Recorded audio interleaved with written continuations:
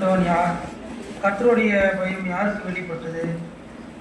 இளங்கிளையைப் போலவும் வறண்ட நிலத்திலிருந்து துளிர்க்கிற வேரைப் போலவும் அவனுக்கு முன்பாக எழும்புகிறார். அவருக்கு அழகும் இல்லை, சௌந்தரியமும் இல்லை. அவரை பார்க்கும்போது நாம் அவரை விரும்பத்தக்க ரூபம் அவருக்கு இல்லாதிருந்தது. அவர் அசட்ட பண்ணப்பட்டவரும் மனுஷரால் புறக்கணிக்கப்பட்டவரும் துக்கம் நிறைந்தவரும் பாடு அனுபவித்தவருமாய் இருந்தார். அவரை விட்டு நம்முடைய முகங்கள் மறைத்து கொண்டோம். அவர் அசட்டை பண்ணப்பட்டிருந்தார், அவரை எண்ணாமற் போனோம்.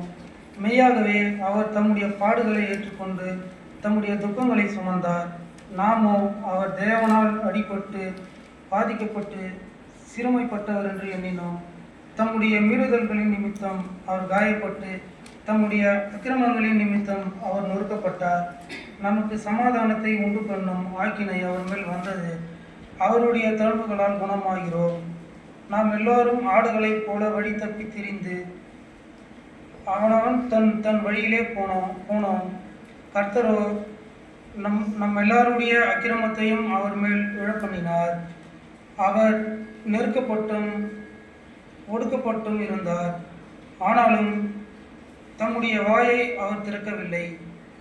அடிக்கப்படும்படி கொண்டு போகப்படுகிற ஒரு ஆட்டுக்குட்டியைப் போலவும் தன்னை மயிர் தரிக்கிறவனுக்கு முன்பாக சத்தமிடாதிருக்கிற ஆட்டைப் போலவும் அவர் தம்முடைய வாயை திறவாதிருந்தார்.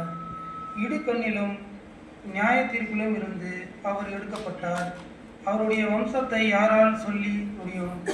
ஜீவனுள்ளோருடைய தேசத்திலிருந்து அறுப்புண்டு போனார். என் ஜனத்தின் மீறுதல்கள் நிமித்தம் அவர் வாதிக்கப்பட்டார். துன்மார்க்கரோடே அவருடைய பிரேத குழியை நியமித்தார்கள்.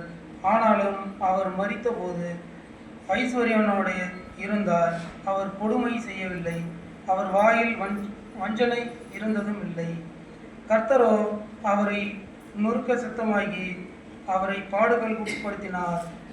அவருடைய ஆத்துமா தன்னை குற்ற நிவாரண பலியாக ஒப்பு கொடுக்கும்போது அவர் தமது சந்ததியை கண்டு நீடித்த நாளாயிருப்பார்.